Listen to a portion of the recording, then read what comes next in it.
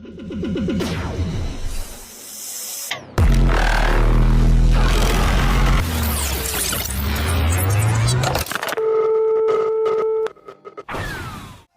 also see the Dun played in the support role. So for those who don't know, Dun is primarily played in the support role a lot in KPL. So this is, something that probably the coach has brought in here for Besiktas Esports, giving them, an extra layer of depth, extra layer of flexibility to be able to pick your heroes early and then flex them into another role as you need something else to cover certain weaknesses in the draft. So that's going to be interesting to see. But enough about that. Game 3 about to start. This is going to be FUT Chaos going up against Besiktas Esports in the group stages.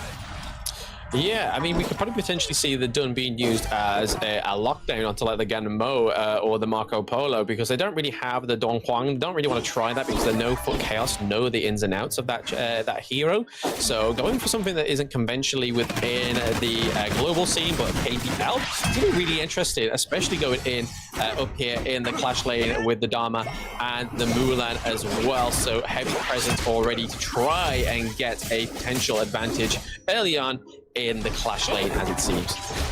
Yeah, it's interesting to note as well that Ryuga on the Zhangfei did go for the smite, so that allows him to play very aggressively early on into the enemy jungle, try and steal creeps, try and get a little bit of gold his way as well. So that's what Ryuga did in the first game of the series, and he's opting to do that once again in this game as well. Absolutely. Any Rome player that gets an MVP is definitely one to be feared. And Ryuga was one of those. Ryuga was one of those players that was actually in the roster of FUT Chaos whilst at KIC as well. So once again, a wildly experienced player for FUT Chaos right now as well. So offering a lot of support and knowledge to his teammates as well. So a great asset to the team and the organization currently, but still very, very slow burning pre-4-minute mark, because again you can feel the tension between this game, because this is the last game of the day and this is the last game for either of these teams to win right now and to really represent if they are the best of the Turkish region. Oh, bottom lane engagement was attempted by Urian, not level 4 yet, not able to close things out with his ultimate. So they are not able to land the stun, and Ryuga and Aura will be able to escape for now. But Ryuga goes back in and wants a little bit more of that. But again, he's able to jump away. Meanwhile, Lamb was waiting in the wings and Lost looking for a victim to be able to devour, but he's not going to be able to find anything, and will settle to get his own jungle creeps. Yeah, no, they were waiting happily in that bush, but all it took was them to stay complacent and stay in that brush, and then all of a sudden Ganmo and Lamb would have definitely pushed them into that turret, because he is now level 6, he has that ultimate, he has that potential to push people and heroes wherever they want. He wants them to go. He can now decide the direction of your hero before you even know. So that's one of the great picks and great utilities of this hero, Lamb. 1 minute before the first major objective across the map do spawn. Both these teams are just still posturing towards the bottom lane. They really want to secure the first tyrant of the game. That's going to dictate the tempo that both these teams will be able to play at. So that's why we see so much emphasis being placed down. They even move the Ganemo towards the bottom so that he can just push out the waves as quickly as possible. Oh, top lane though. Musashi goes for the kill and gets the kill on towards Lost. So Lost is going to have to fall back for now. Ragnar dropping down very low. Ganemo almost bringing down Liz. Able to survive with an inch of his life. But BJK will be able to strike first blood in this game. Absolutely, but I think that would, if there's anything such as a well-timed death in honor of Kings, that was it, because Lost is now back in time for that tyrant to spawn and the Overlord, so he hasn't lost much time in terms of getting to it or losing time on trying to claim the tyrant. But we see the Renji coming around as a rotation to help the Mai and the Dun right now in this bottom half of the map. But we see Lost has already started the tyrant, and BJK have decided to just let them have it. And Lost is going to make short work of the Tyrant. Well, the Musashi as well as the Mulan will settle for the Overlord. So just the classic trade Overlord for Tyrant early on, but they might get something more. Look at where they're staying, waiting for the Lamb to try and take the Sage Golem, but he gets spotted out there. Void will help him out to scare them away, and Lost will be able to secure his ever so important Sage Golem buff. Yeah, ever since they saw that Doma was on the way of the rotation as well, it's kind of like, this is no longer a easy 2v1. This is now going to be a hard 2v2. Now that they actually have the Tyrant movement speed and damage increase from that jungle camp here. Urian doing a bit of damage onto the Junk Bay there also. But yes, it is still a slow burning match. However, BJK do get the first blood, so they did have the bonus of that as well.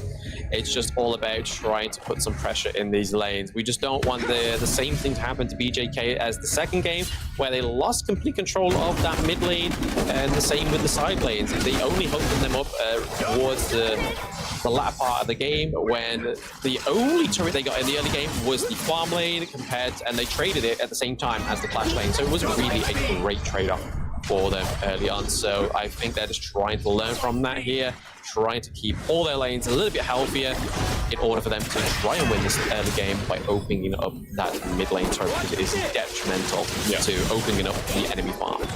Yeah, we expect. I expect BJK to start putting on the pressure right now. They already completed their Axe of Torments, but Lost did try and go for E2JJ. E2JJ able to just walk away from that without really committing too much. And as I was saying, there's 3 Axe of Torments already completed from both teams. Liz, Atix, as well as Rekna have their first core items up and running. So we'll definitely see them start to up the tempo here. On the flip side, Ryuga Lost also completed his Axe of Torment, so he's gonna be able to join the fight with more damage along with the Dharma as well. So all the first core items are up for these aggressive heroes. Let's see what they decide to do with it. Will it be the mid lane tower, as we see Atix just hanging around there, or will it be a rotation towards the bottom? Yeah, absolutely, but there's been quite a little bit of mix-up of the boots here. There's not just one set of boots, we have quite a different range of boots across all these teams. Magic Piercing going on the Gamma, we have the CD cooldown reduction on the side of Lamb, and then we also have Lamb almost, not Lamb, sorry, I assumed that someone got kicked and pushed that it was Lamb, but no, it was Rekna on the main, almost getting another kill onto Snape. Almost just a little bit short of a range on the second skill there. That would have been a kill, but looks like Lamb wants to show him how it's done. Rekna trying to escape from that. He almost was able to, but he gets knocked out there by the Musashi. Zanfei not really able to protect him after using the ultimate, so they get a quick return kill on towards an important hero on the side of FUT Chaos. So 1-for-1 trade here. BJK would probably be okay with that, losing the mid lane with the Mai, but you get the kill on Lost. Absolutely. I mean, really focusing on that Lamb right now, especially in terms of the economic curve. He is behind in the farm compared to the Musashi, and almost by like a 1k gold, which at this point in time in the game is quite a detrimental figure to be behind by just in a lane alone. Maybe not the team as a whole, but lane alone. We are seeing another engage here. Urian taking a lot of damage from Snape there, coming with the late engage onto that team fight. But Lamb is now back into it. He's like, I know what I have to do. I have to farm, and I have to not try and get baited by a Rekna on the Mai, and they get taken out by Musashi again. That is definitely a mistake you cannot make more than once, especially with this build-up here, helping themselves to the Sage buff whilst they trade for the Tyrant. And some players may even say that that is a worthy trade, because Musashi doesn't have to go back now and try and figure out and get another Sage buff. His has been confirmed and taken on the side of Lamb, and they go for another Overlord. So cleaning up a Sage buff and an Overlord, I feel like the trade for the Tyrant right now is definitely worth it. No doubt about that. They will be able to get that tier 1 tower on towards the top lane as well. That's going to allow potentially the mid. Yeah. Zanfei uses the ultimate to force them back. Urian dropping very low and will get sniped off there by Snake. That allows them to at least get something back behind, and Tower will give Lost the Sage Golem buff that they were missing. So all things considered, they just make things even once again, and that's been the story of the series so far. Two very evenly matched teams fighting it out to see who's the better one. Absolutely. I mean, I didn't even notice that the farm lane first stage turret on the side of BJK was actually down. So seeing that trade is once again a lot more even in terms of objective and farm and gold here. We see that FUT Chaos have slowly but surely brought back that gold difference within the hundreds now, so it's not as detrimental as the 1k gold slipping away from them. But Rugar getting a lot of damage being taken onto and focusing a lot of damage. Snape using his ult, but not taking anybody out, and Lost is already gone down. Rugar, Void going in with the dynamic amount of punches. It is just not what you want to be on the receiving end of. However, all of BJK are still alive. Dorenji and Mai are looking to open up that farm lane for themselves again. The Dharma damage was absolutely huge. He hasn't been really doing a lot in this game, but that teamfight just showcases the moment he decides to participate in any one of these teamfights, he can put out so much physical damage that they have to really watch out for. BJK, after bringing down Lost in an engagement that was off screen, they are able to secure the Overlord, and maybe they can go for the Tyrant as well. Yeah, they're definitely focusing on the Overlord objective a lot more prevalent in this match than this game than any other game that they played.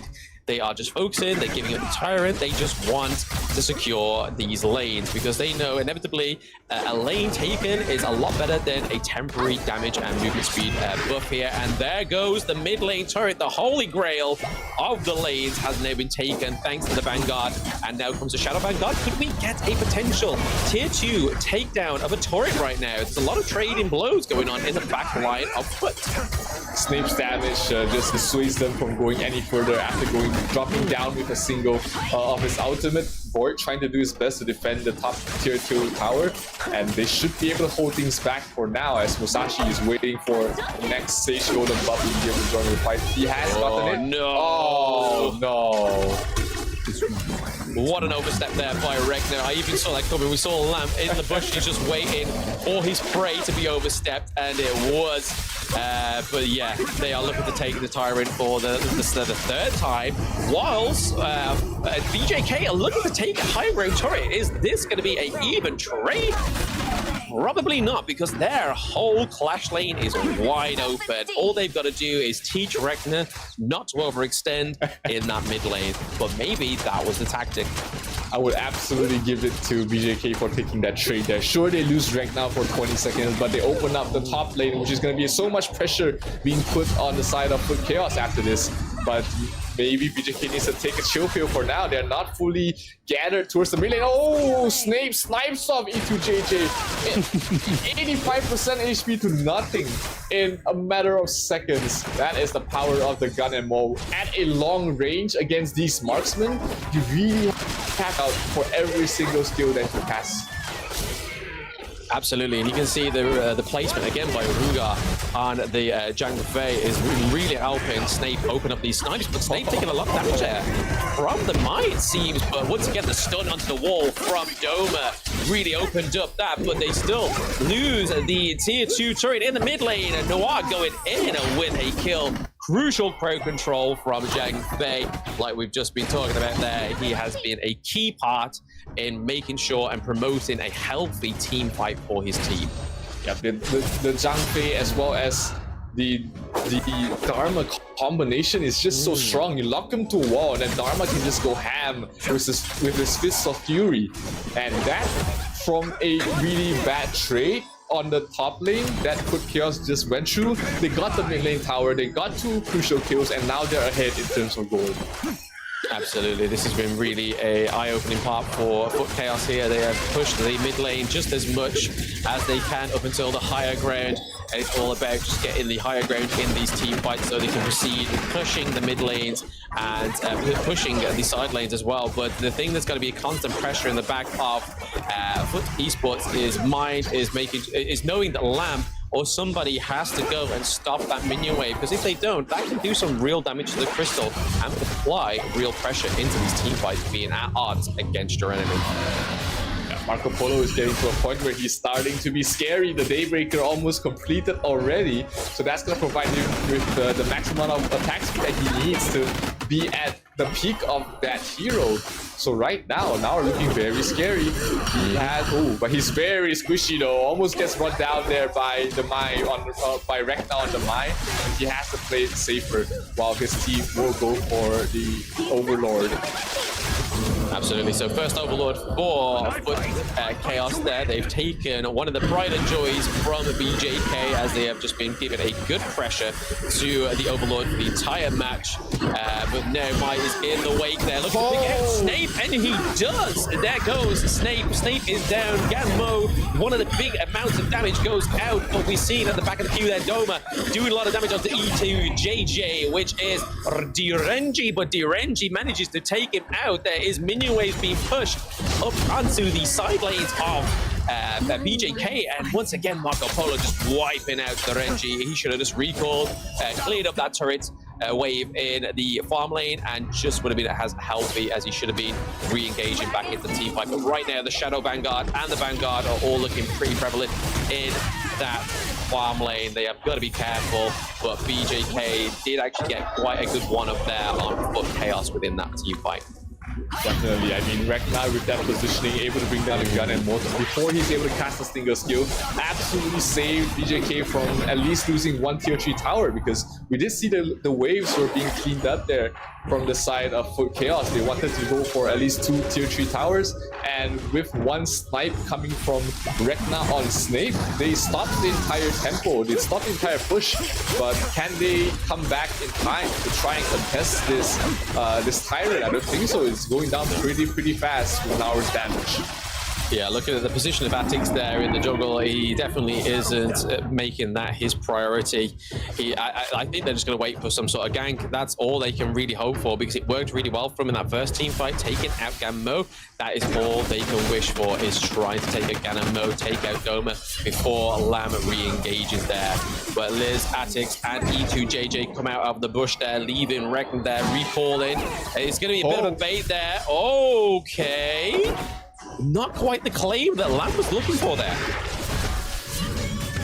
Pretty scary situation to be in, especially against a Lamb in the river. He's going to be able to chase up to you so easily. But Rekna should be thanking his lucky stars for being able to escape with his life. He does already have a very crucial item that he needs against the Lamb, which is the Ardent Dominator. No, not the Ardent Dominator, the Splendor, which allows him to be invulnerable for 1.5 seconds. So that's going to allow him to survive a little bit from the nuke damage that the Lamb can do. So he wasn't completely in danger, but that was still really a sweaty situation to be in.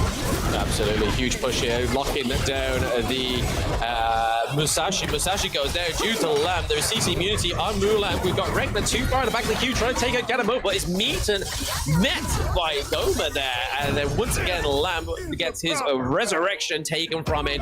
FUT Chaos wiping out everyone bar Mulan, looking to finish off this game here. They have the minion wave. Can Mulan defend the crystal, or even defend the team? I do not think not. There is the minion wave. There's the crystal just laid bare. FUT Chaos backing up their words from day one, saying that they are the best Turkish team